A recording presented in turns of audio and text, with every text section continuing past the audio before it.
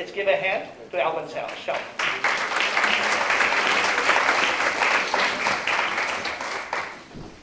Good afternoon.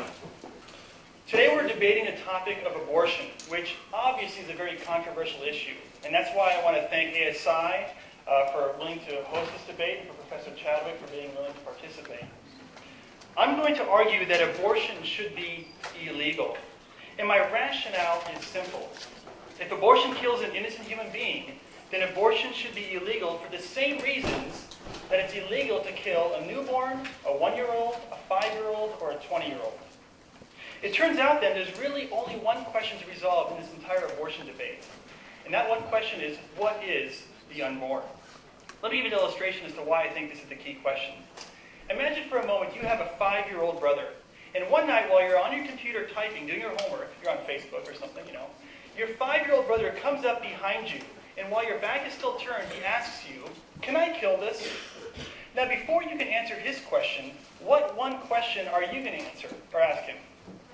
What is it? Exactly. So imagine now you turn around and he's holding a cockroach in his hand. What's your answer going to be? Yes. Sure, smush the thing, right? Well, what if he's holding your neighbor's cat? I know all your dog lovers out there, what are you thinking? But perhaps you should think twice about that, right? What if he's holding your sister by the neck? Well, I think your brother probably needs some counseling, right? And so what this tells us is that whether or not it's moral to kill something depends entirely upon what it is we're killing. And so if you ask the question, what is the unborn? And it turns out that the unborn is not a human being, then there's no problem with having an abortion. If abortion entails simply removing something like your appendix or having your tooth pulled, then it's no big deal. You can have the abortion. You don't have to give a defense for abortion. But if you ask the question, what is the unborn? And the answer turns out to be that the unborn is a human being, then we have a big problem with abortion, because abortion entails then killing an innocent human being. So what is the unborn is the key question. Let me answer that question for you from science. The science of embryology proves that from the moment of conception, the unborn is a human being just like you and me. And we know the unborn is alive because it meets the biological criteria for a living organism. It grows, it responds to stimuli, it metabolizes nutrients and transfers it into energy. We also know that the unborn is a unique individual, distinct from the mother's body. Now, the unborn has its own unique genetic fingerprint, for example, and that means every cell in its body is genetically different than every cell in its mother's body. The unborn also has its own brain, its own heart, its own lungs, its own blood and circulatory system. In fact, the unborn can have a different race than the mother. You can have an African-American child growing inside a Swedish mother. In fact, the unborn can be conceived outside of the mother in a petri dish and then later implanted inside the mother, which is further testimony that the unborn is a separate, unique, distinct organism, separate from the mother. We also know that the unborn is a human type of being, and we know this by two ways. First is that its genetic signature tells us that the unborn is a human being from the very first stage of development, the zygote level. Second of all, science tells us that species reproduce after their own kind, meaning if two dogs get together and mate, they produce another dog, right? If two lions get together and mate, they produce another lion. My wife and I have 2 children, and though we may have wondered whether we're going to have a boy or a girl, it's not like we ever wondered that whether we would have a human or not. It's like we were surprised that a human baby came out, because we know human beings reproduce after their own kind. So I've shown that the unborn is alive, separate and distinct, a unique individual from its mother, and 3, that it's a human type of being. To put it simply, the unborn is a human being just like you and me. Now, I want to show you a video that lets you see abortion. Now, I have 3 reasons for showing you this video. The first is that this is a debate about abortion. So it seems entirely reasonable that we all see exactly what it is we're debating. 2, this video will allow you to confirm with your eyes what your mind has already learned, and that is that the unborn is a human being. And 3, this video shows the precise nature of what abortion does to unborn human beings, so that you can have an additional element to help you decide whether it should be legal to kill 3,500 unborn human beings every single day in America alone. And this video will show you what are the after effects of that. Now, I want to warn you, this video is extremely graphic. It's very disturbing. And so although I want you to watch it, I don't want anyone to feel coerced into viewing its contents. And so if you feel a little bit uneasy about this or you do not want to see it, I simply encourage you to just simply close your eyes or look away. Okay? Let's go ahead and roll the video.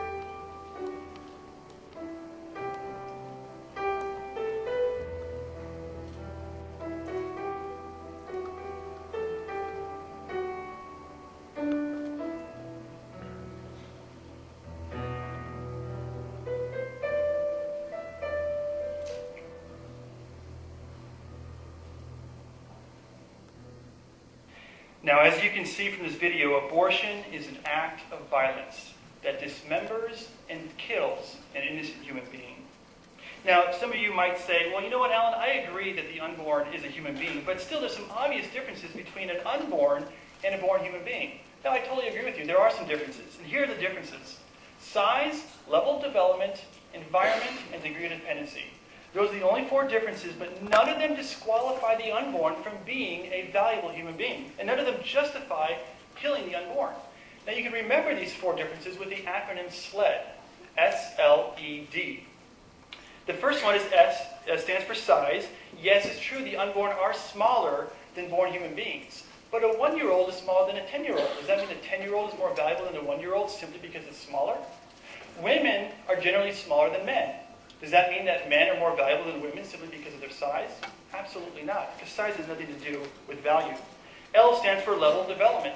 Yes, it's true, the unborn is less developed than a born human being. But I have a 3-year-old daughter, and she doesn't even have her reproductive organs fully developed enough to be able to reproduce, whereas a 15-year-old girl does. Does that mean the 15-year-old girl is more valuable or more of a person than the 3-year-old daughter? Absolutely not, because level of development is irrelevant to the question of value. E stands for environment. Yes, it's true, the unborn is located in a different location than a born human being. It's located in the uterus. But where one is has no bearing on who one is. Do people, when they travel up in space or in a spacesuit, are they somehow less valuable because they're there? Or if somebody swims underwater with a scuba gear, does that mean somehow their value is less? Absolutely. So how is it that a journey of just 7 inches down the birth canal can magically transform a non-valuable tissue blob into a valuable human being? It can't. Nothing has changed except its location. And finally, D is degree of dependency. Yes, it's true, the unborn is more dependent upon the mother for its survival. But since when does degree of dependency upon somebody else somehow disqualify you as being a valuable human being? Newborn human beings, as all of us probably know who have had kids, newborns are just as dependent upon their mother for survival as well. Conjoined twins are dependent upon one another's bodies for their survival, but we don't kill conjoined twins simply because they're dependent upon one another. Those are the only 4 differences between born human beings and unborn human beings and born human beings. And none of those 4 differences are relevant to the question of value. Now, what Professor Chadwick is going to have to do is to show that abortion should remain legal, is to show that the unborn are not human beings. And she can't simply assume this. She's going to have to give evidence for it. So we'll see what she says. So should abortion be illegal? Well, I've shown scientifically that the unborn are human beings. And I've shown philosophically that there's no morally significant difference between the unborn and born human beings. Therefore, the answer to that question is yes, abortion should be illegal because it kills an innocent human being.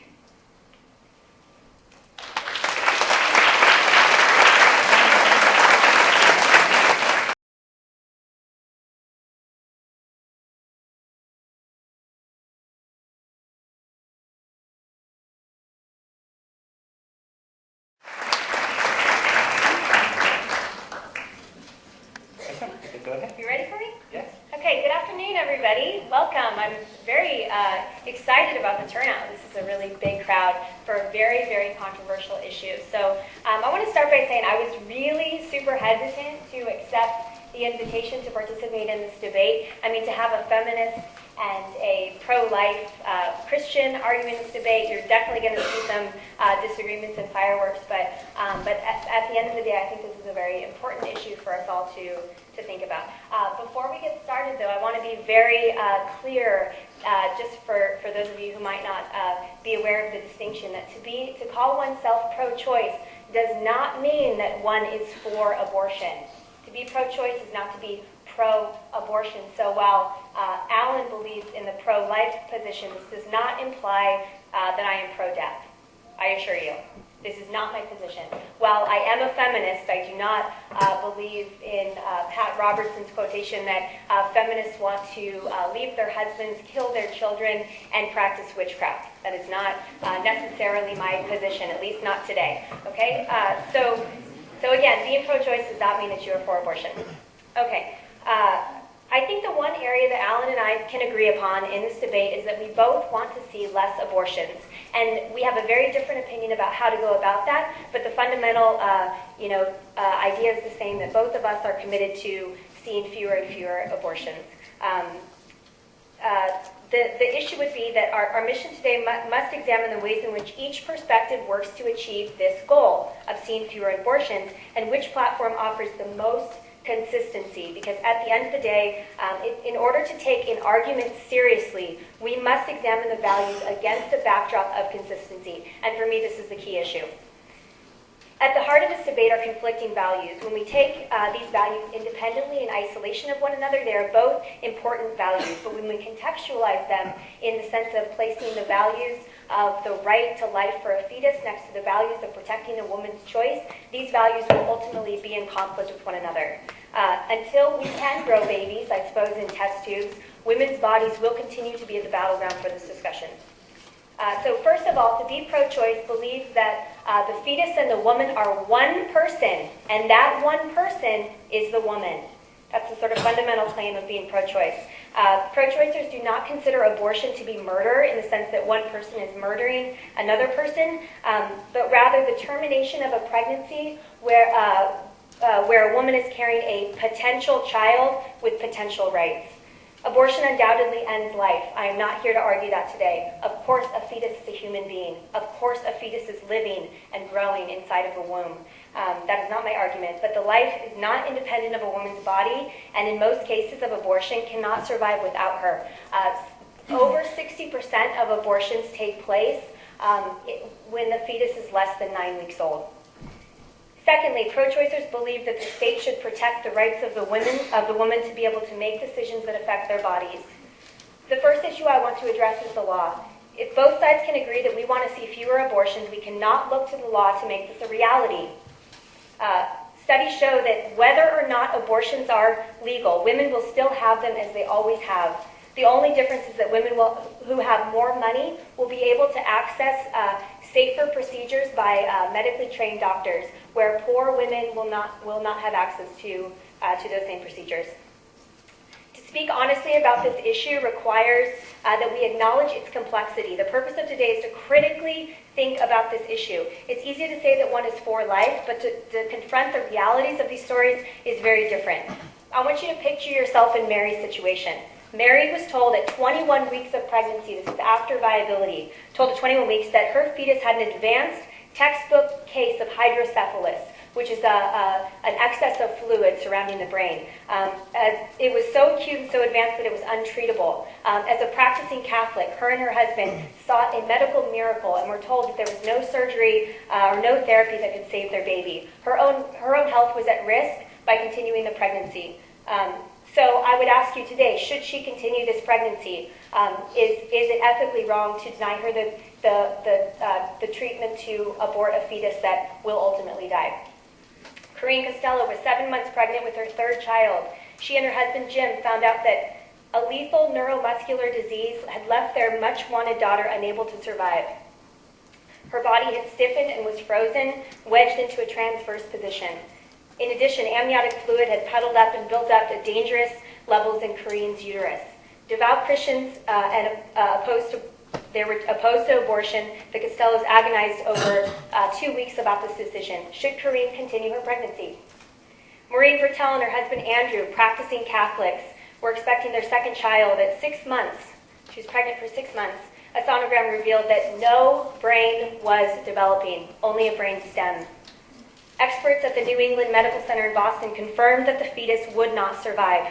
Should Claudia wait for the fetus to die of natural causes, hope for a miracle, or at least the possibility that the fetus will not endanger her life? These are all very complicated questions, and I'm not asking you to answer these questions, but I'm asking you to consider the task of being able to make those decisions for somebody else, for a woman going through these really difficult situations. And if you aren't capable of making those decisions for her, how comfortable are you with telling her that the state is going to decide, that the state is going to make that decision for her? all of the procedures all of the abortions that ended up happening in the true scenarios that I read you before happened with a very controversial and often used by pro-life activists procedure of extraction and dilation. It's more familiar when we call it partial birth abortion, because there was a partial birth abortion ban in 2003 by George W. Bush.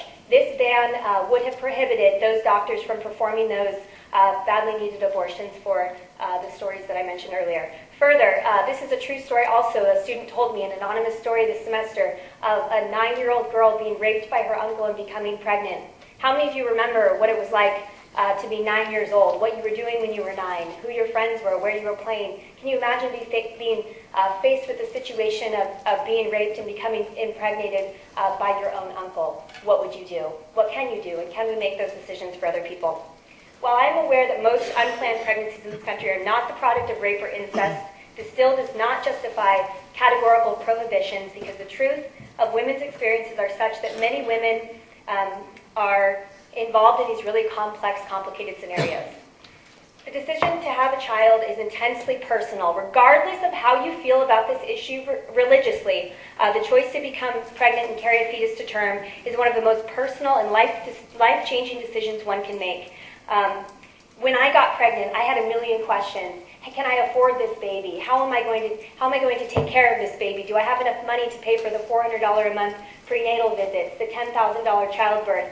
What am I going to do when my partner is deployed to Afghanistan? How am I going to raise this baby alone with a full-time job? Am I going to lose my job? Which I did. A story for a different day. But all of these questions came into play, and I am in a loving, committed relationship with someone that I wanted to have a child with. So to imagine having to make this decision outside of that context is really unimaginable for me. I want you to consider today, too, that 24,000 children will die from easily treatable diseases, things like starvation, things like lack of access to clean water, healthcare, dehydration, and we should ask if pro-lifers are calling for increased foreign aid to protect children.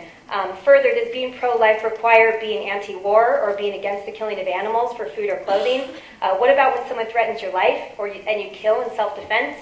These are outright examples of killing, but what about the more subtle examples of killing, like the sanctions that we place in other countries that ultimately leave hundreds of thousands of people starving to death? So instead of asking the question, is it wrong to kill, the better question might be, when is it wrong to kill? When we address the larger issue of supporting what we call life, and there are things that pro-lifers can easily deal with and are doing nothing about, we have to start questioning those values.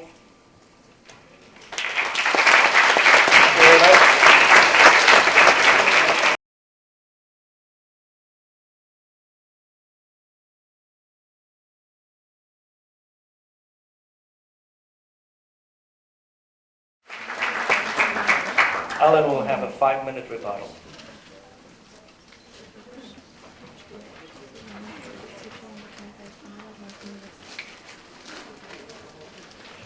Okay, so as best as I understand it, I think that Professor Chadwick's position is that she affirms that the unborn is a human being, which, by the way, I want to commend you for acknowledging that and recognizing the science that bears heavily on that issue. However, this leads to a rather incredible claim, that is, her view leads to an incredible claim, and that is that there are some human beings, therefore, that we can kill because they're not valuable or because they're not persons. Now, which humans are they? Which humans can we kill because they don't sort of meet the qualifications? Well, they're the ones that don't make sort of her list of qualities that determine what constitutes a human being or not. Now, she didn't specify a lot of these certain qualities. She did say, she did mention about not being able to survive without the woman's body. So that is, in essence, an issue of being dependent upon another person. She did mention a couple of stories about diseases in which the unborn might have, which perhaps would justify having an abortion. But I want to point out something with this view.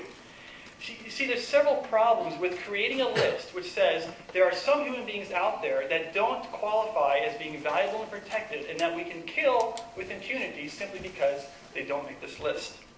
So my question would be, why should we accept Professor Chadwick's list of these qualities? Why does being dependent upon the mother for survival somehow disqualify you as being valuable? Or having some sort of condition like trisomy 21 or other kind of disease state? Why does she or anyone else for that matter get to decide which human beings count and which human beings get to be killed?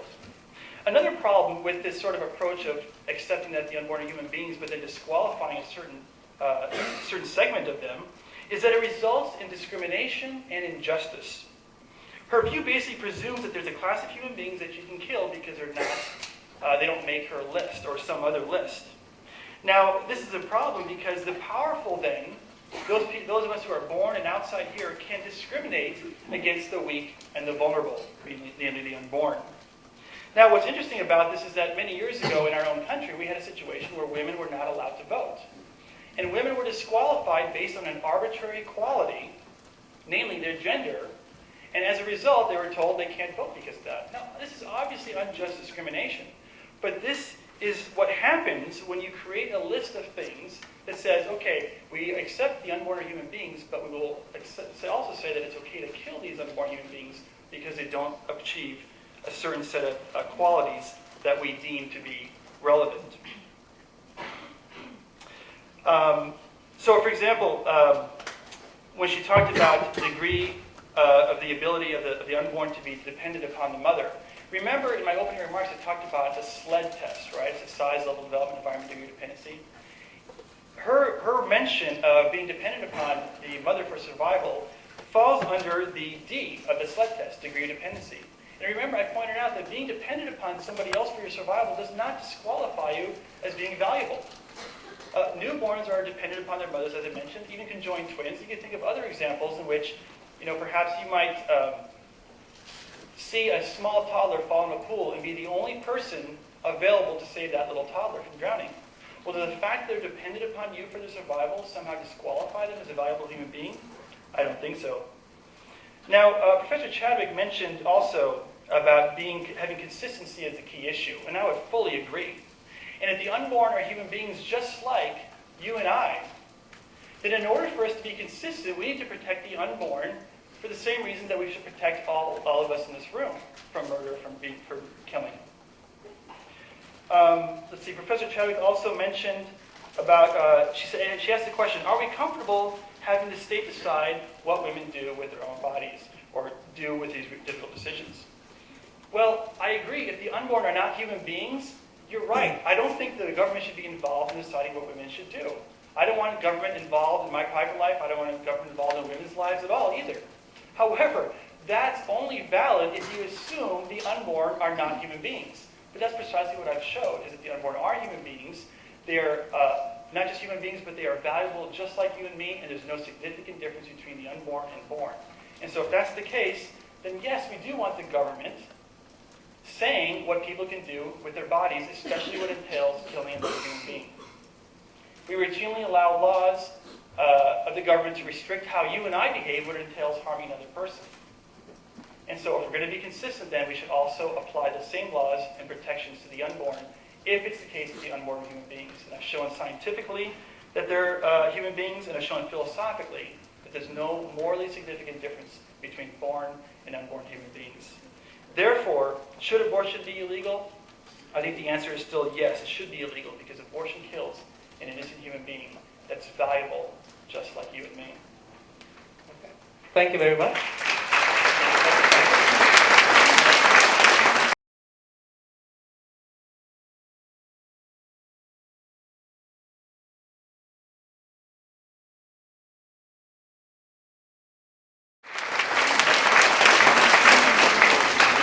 5 minutes rebuttal from Professor Chadwick. Do I get an extra 30 seconds? Just kidding. You can have 30 extra seconds. Alan mentioned that we know, he says we know, an absolute term, that the unborn is separate from the mother. Now, I can't help but sort of smile at that idea because he might know that the people who touched my pregnant belly when I walked around the world, when I was carrying a child, might also think that that baby was separate, that they weren't actually touching part of my body when they were fondling it, strangers at will. But it's an interesting concept considering the fact that my body rejected my pregnancy.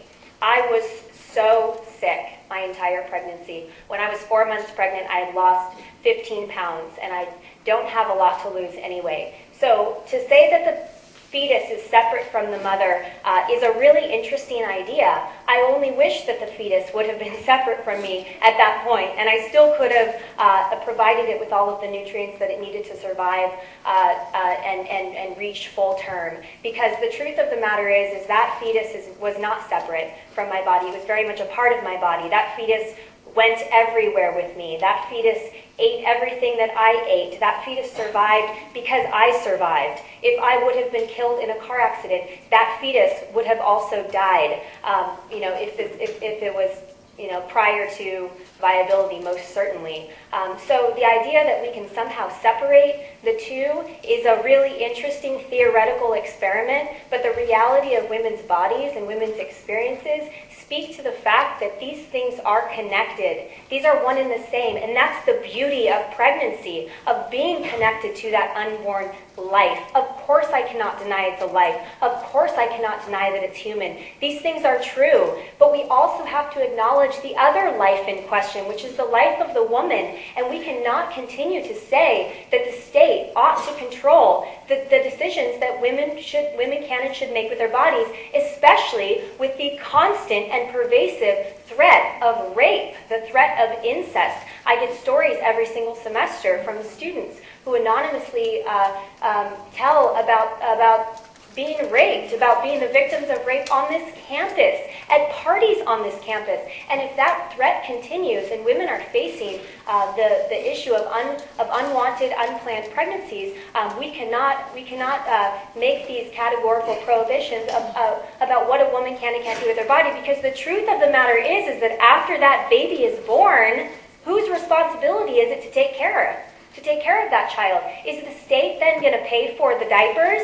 Is the state going to pay for the food? Is the state going to pay for childcare so that you can go back to work? And the reality and the answer is no. So if we are going to provide, if we are going to create a law that says that women are not do not have control over family planning, do not have control over lack of information to even contraception to prevent unwanted pregnancies, and then require a woman to carry that child to term, regardless of whether or not there's a father around, and then say that she has to then care for that life for 18 plus years, I think that we are overstretching our boundaries. And especially if any of you in here are concerned about liberty and freedom from state intervention, then this might set off some alarm bells for you. Because the moment that we start letting the government into the most personal, the most intimate decisions that are made between people, it leads way to opening the door to more state intervention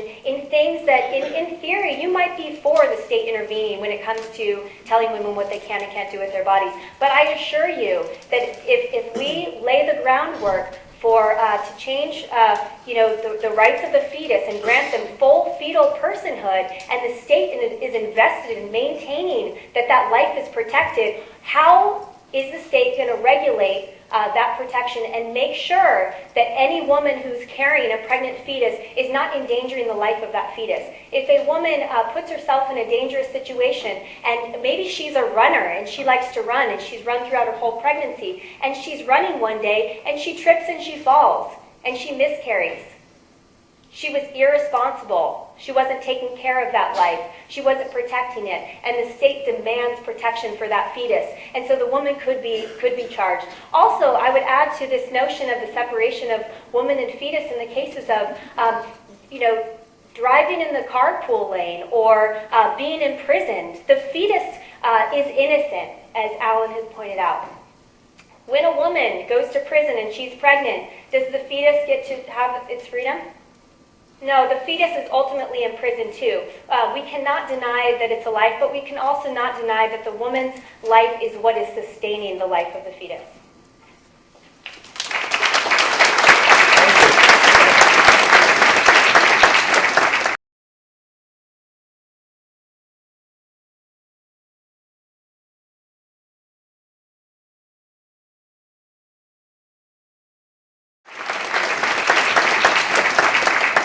We're going to go closing statement. We're going to have to stay within the time limits. So, Okay. okay. Well, again, I want to thank ASI and Professor Chadwick for being willing to participate in this debate. The topic of the debate, again, is should abortion be illegal? And I've argued that the key question is, what is the unborn? And I've argued scientifically that the unborn are a human being, which I recognize that Professor Chadwick acknowledges. And also I've argued philosophically that there's no morally significant difference between the embryo and fetus that you once were and the young adult that you are today. The only differences are size, level, development, environment, and degree of dependency.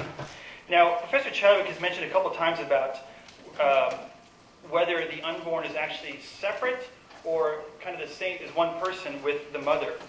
And she mentioned that this might be a theoretical principle, but actually this is not theoretical. This is just purely the science issue. Yes, we do know that the unborn is a unique individual. Now, when I mean by unique and separate individual, I do not mean that they're not biologically connected. Of course, I acknowledge that biologically the placenta and the umbilical cord connects the body of the unborn with the mother. What I mean to say precisely is that it is a unique individual. It is a separate human being with its own DNA, with its own brain, with its own heart, with its own brain waves, with its own perhaps blood type. And the blood systems of the unborn and of the mother come very, very close, but they don't mix. In fact, if they were to mix, the mother's body would mount an immune response against the unborn child, which is further evidence that the mother's body perceives the unborn as a separate foreign body, a unique individual being. So again, this is not an issue of theory. This is an issue of science. Yes, the unborn is biologically connected, but they are still individual human beings living within inside the mother. They are as a separate entity living within the nurturing, protecting environment of the mother. Now, Professor Chadwick also mentioned rape and incest, and I just want to address this really quickly because I know this is an important issue before I close. And I acknowledge that rape is a horrific evil, and I would be extremely hurt to hear of women being raped, and I am when I hear about this. But let me illustrate why this is not necessarily a justification for abortion. Imagine if we had a 3-year-old girl standing here, and this girl was conceived through a rape. Would we allow the mother to kill this 3-year-old girl because she was conceived through rape? Obviously, the answer is no. Well, if we can't kill the 3-year-old girl because she's conceived through rape, we can't kill the unborn if it's conceived through rape, if the unborn and the born 3-year-old are the same, if they're the same kind of human beings. And I've argued scientifically and philosophically that they are. So, and let me illustrate another way. Imagine a rapist is caught. Would we allow the mother to shoot and kill the rapist? I mean, you're probably like, yes, go ahead, we should allow that. No, we don't. Well, if she can't kill the rapist who is guilty, why should she be able to kill the unborn child who is innocent? Why should the child pay for the crime of his father?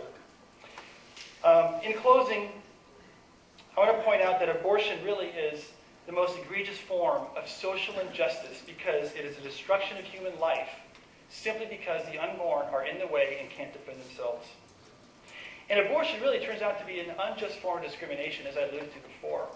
History, our history, and world history is crowded with examples where a class of human beings is disqualified from being valuable simply because of an arbitrary quality.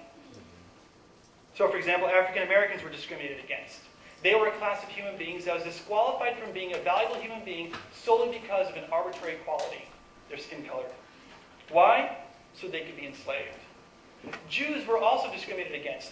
They were a class of human beings that was disqualified from being valuable simply because of an arbitrary quality, their ethnicity. Why? So they could be exterminated and experimented on. And today, the unborn are also being discriminated against. They are a class of human beings that has been disqualified from being a valuable human being solely because of arbitrary qualities like size, like their location, like their environment, and a degree of dependency. Why? So they can be aborted, so they can be killed. The pro-life view, on the other hand, is a very inclusive view. It declares that no human being, regardless of size, level of development, location, degree of dependency, should be excluded from the human community. Our view of humanity is inclusive, wide open to all, especially to those who are small, vulnerable, and defenseless. Thank you.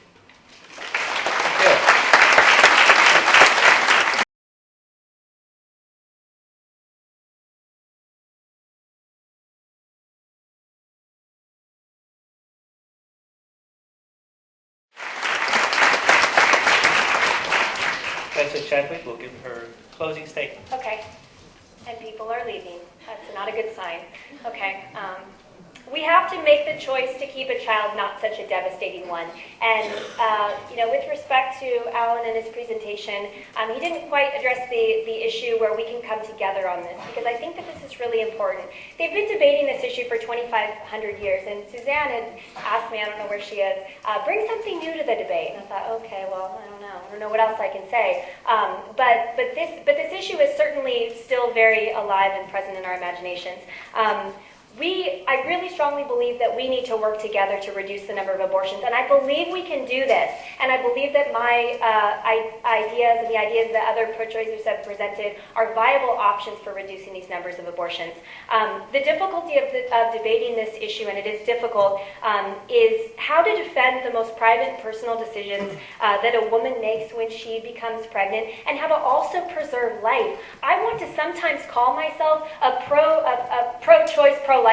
I believe in life. I'm in support of life. I love life. I want to, I believe in being a good person and supporting living organisms and promoting this issue of life. But I also believe that we cannot ignore the life of the woman to be able to have authority to make those decisions on her own. It's interesting how much easier it is to argue that state interventionism is bad when it comes to business, that the business ought to be able to grow on its own. And I find it very interesting in sort of libertarian circles that that's a very solid argument, but then classic libertarians are also remain to be pro-life. So it's a difficult issue for sure. But I want to let you know that the state doesn't need to deliberate about this issue, because women deliberate about it every single day with very severe consequences.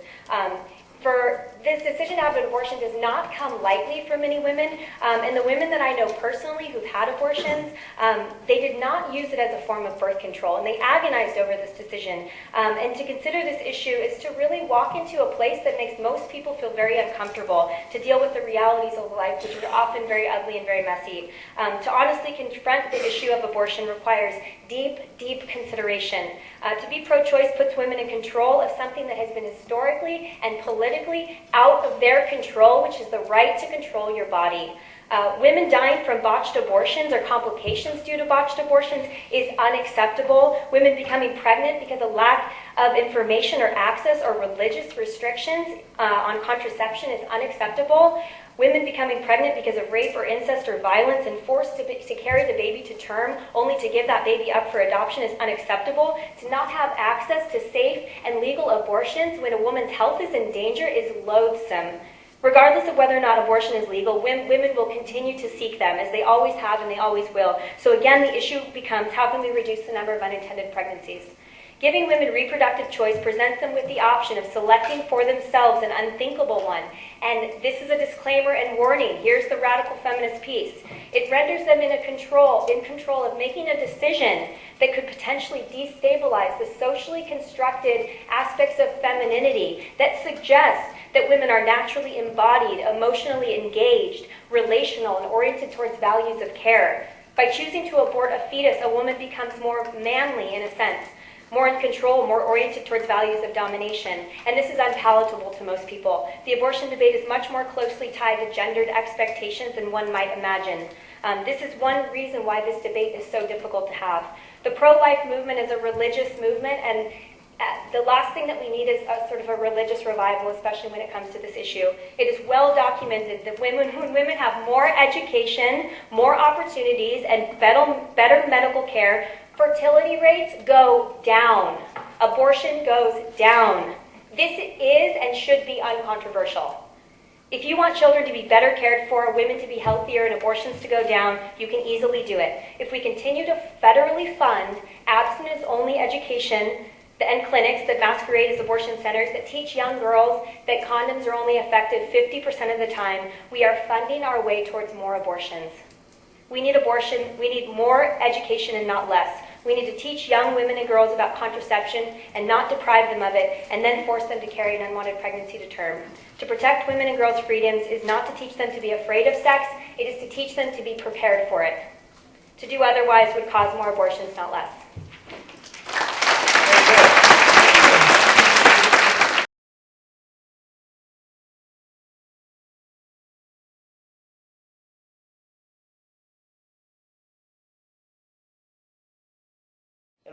And just before we do that, we're going to give about a minute response. That's about 30 seconds, minute response, if you don't mind. So we're just going to go through these questions. Should all abortions be illegal? For example, ectopic pregnancies. You may know what I mean. Yeah, that's a great question. Thank you for asking that, because we didn't have a lot of time to address a lot of the issues up in the prepared remarks. My view, which I believe is a pro-life view, is that all abortions should be illegal except in the instance where the life of the mother is at stake. Now, some people might perceive this to be an inconsistency in my position, but I want to explain to you why it's not. The rationale behind this is that in the event of an ectopic pregnancy, which is precisely the one that was mentioned in the question, this is where the unborn human being is growing in a location other than the lining of the uterus, where it's supposed to be. So perhaps it could be in the uterine tube, or it could be in the abdominal wall of the mother. And when the unborn is growing in that location, this presents a life-threatening situation for the mother. Now, in this case, I would say yes, I'd be in favor of a medical abortion, not an elective abortion. So I'm opposed to all elective abortions, but this constitutes a medical abortion. Now, my rationale is this. It's better that one should live, the mother, than two should die, both mother and child. And in the case of an ectopic pregnancy, the child is going to die no matter what. There is no possible way with our current level of technology that we can save the life of the unborn and transplant them into the uterus where they'll grow normally. And since the unborn is going to die no matter what, my view is that we're really facing the situation where if we do not act, both the mother and child could die. But if we do act and perform the medical abortion, then we can kill the unborn in that instance for the sake of saving the life of the mother. So this is a moral dilemma. You have two competing situations, neither of which are desirable, but given that the greater good is to save the life of one rather than allowing two should die. So that would be the only exception. Thank you. This is for Professor Chadwick. It says, doesn't a mother have an obligation to care for her unborn child? This mother-child relationship, we're talking about, maybe if you write that, demonstrates we are thinking about two persons, not one. Apologize for that. Yes. Women have a responsibility to care for their children, I think, in the same way that fathers have a responsibility to care for their children. Do fathers always care for their children? No, unfortunately not. So yes, women do have that responsibility. When you're talking about pregnancy, does a woman have the responsibility to care for her fetus? Because it's important to make that distinction, because it's a child when a fetus is born, it becomes a child. So absolutely. And so when we talk about access to prenatal care, if we want the state to be involved in determining that they ought to be protecting the life of the fetus, then should the state also be invested in prenatal care? I mean, there are hundreds of thousands of babies born in this country every single year addicted to drugs. So we just have to ask ourselves, it's not an issue of should a woman care for the fetus growing inside of her. The fetus growing inside of a woman is going to develop or not develop, certainly based on a woman's decisions. How she chooses to live her life, what kinds of food she eats, the kinds of drugs that she takes. So to say something so broad that Doesn't a woman have a responsibility to care for a child? I mean, is so overly general that it would be impossible to answer that question in any sort of clear format. So I can answer for myself. I felt a responsibility, absolutely, to eat well. It turns out that Entenmann's donuts were the only thing that kind of quelled my nausea, unfortunately, but I wanted to eat broccoli and really eat healthy, and I wanted to do those things. But, to say that these things are automatically linked, I don't think is the case. I don't think every woman feels a connection, an automatic connection to the growing fetus inside of her. I don't know if that answers your question. Right. Alan, if a woman is raped, why should one be forced to be reminded of that horrific event every single day for 9 months? I don't know if you want me to answer this again. I think I sort of addressed it already. But again, rape is not the issue. Incest is not the issue. All these things are simply a distraction from the key question, what is the unborn? Because again, as I pointed out, if the unborn are human beings, just like you and me, you can't kill the unborn simply because that unborn human being was conceived through rape. And remember, I gave the illustration if we had a 3-year-old child here, and this child was conceived through rape and incest. Let's make it as horrible as you want to make it.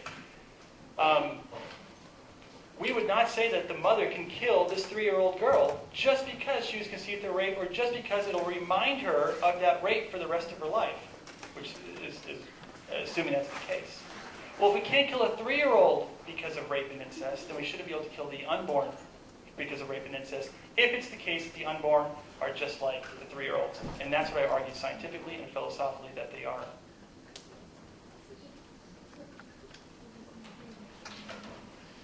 All right. Cecili, Professor Chadwick, it seems you justify abortion because of rape. However, you haven't thought about giving a baby abortion. This was also reduced abortions. You haven't thought about giving baby on abortion. Adoption. I'm not a college professor. I can't read some of your writings. On adoption. This will also reduce abortions. Adoptions, that is. I personally don't think we can make those decisions for women. I don't think that we should, absolutely, as I said earlier, that we should create the best options for women. If a woman wants to carry a pregnancy to term and give that baby up for adoption, we should absolutely provide for that opportunity to do that. I'm fully supportive of that. There are many, many children who remain in social service programs because they're waiting to be adopted, and children who aren't being cared for because everybody wants a newborn baby. What we have to always remind ourselves, though, is that when are we protecting these lives and when aren't we protecting lives? And as I brought up before in the issues of wars and violence against women and all of the things that for pennies a day we could address, issues of poverty and starvation that we don't deal with, the really easy things, the really difficult, complicated, and messy things, which happen to be, under the control of women and how they choose to, what they choose to do with their bodies becomes a heavily debated issue in ways that are quite suspect to me as a pro-choicer. So yes, I think that adoption should be an option for women who want to go that route, but I don't think that should be the only option. I think that women have to be able to have control over their reproductive fate, and we need to treat women like they're adults and that they can make those decisions for themselves, and that those conversations happen between a woman and her doctor and her partner and her family in these smaller communities, and not by the state. The goal is to reduce abortions. We can do this, but it's not by making it illegal. The fact that drugs are illegal, does that reduce the prevalence of it on this campus, in the dorms? Probably not. Probably doesn't reduce the number of drugs that people are taking. So using the law, I don't feel like is the right answer. A student was telling me that back home in Iran, where abortions are illegal, that she feels like abortions are twice as likely to happen, that so many women obtain abortions. And so a lot of times these become like religiously motivated because people are so ashamed of having an unwanted pregnancy that the only option is to get rid of that pregnancy so that they don't shame their families. And this is a very unfortunate occurrence. If we have access to contraception and education, these might go down. Right.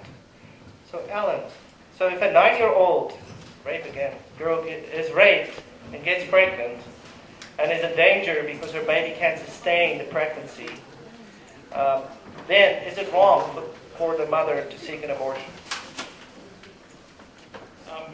I'm happy to answer that question again, but if it's addressed the rape issue and life of the mother issue twice already, I don't know if, I'll answer it if you think it's important. If not, we can take another one.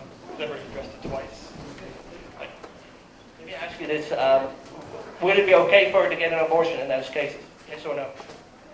Yeah, if the question was if a 9-year-old girl is raped and she's pregnant, and you said something else, if there's a complication.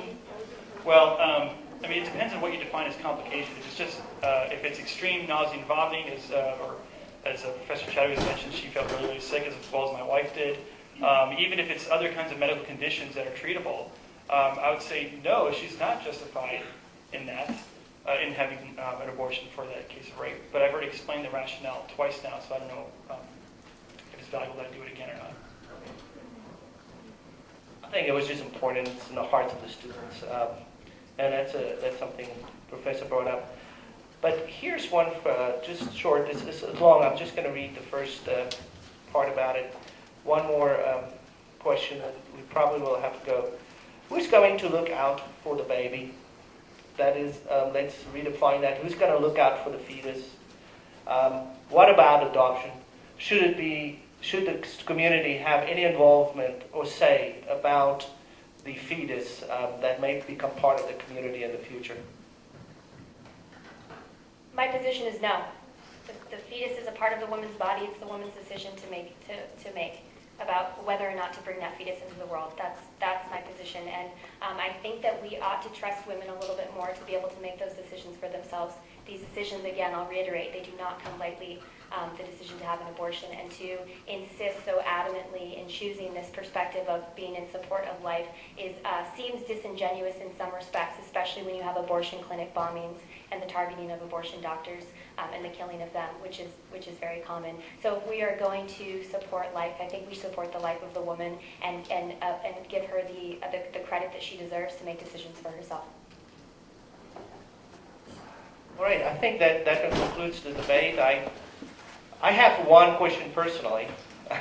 I want to ask Professor Chadwick, is on the area of our Constitution give women such an incredible responsibility to decide whether to have this child or not. And actually everybody said we cannot lightly weigh this at all. And I don't think women do. I think it's a serious issue. My thing is, if you can just say 30 seconds something on full disclosure for women to make the right decision. I'm up for that. We should really carefully make sure that everything is fully disclosed to these young women before they make a decision. And just a comment on that. Yeah, I agree that we should have full disclosure. We should tell women their options, because as I said before, more education will reduce the number of abortions. If people are more informed about this issue. Again, I am not for abortions. I am for women being able to choose what they want to do with their bodies. We should, I don't think, again, that the government should be so involved in these very personal and intimate decisions that women make, but I do think that the options, should be sort of placed on the table so that women can make those informed decisions about something like that, because I believe that women are intelligent. I believe that they're able to consider multiple options when facing such a difficult issue of an unwanted pregnancy.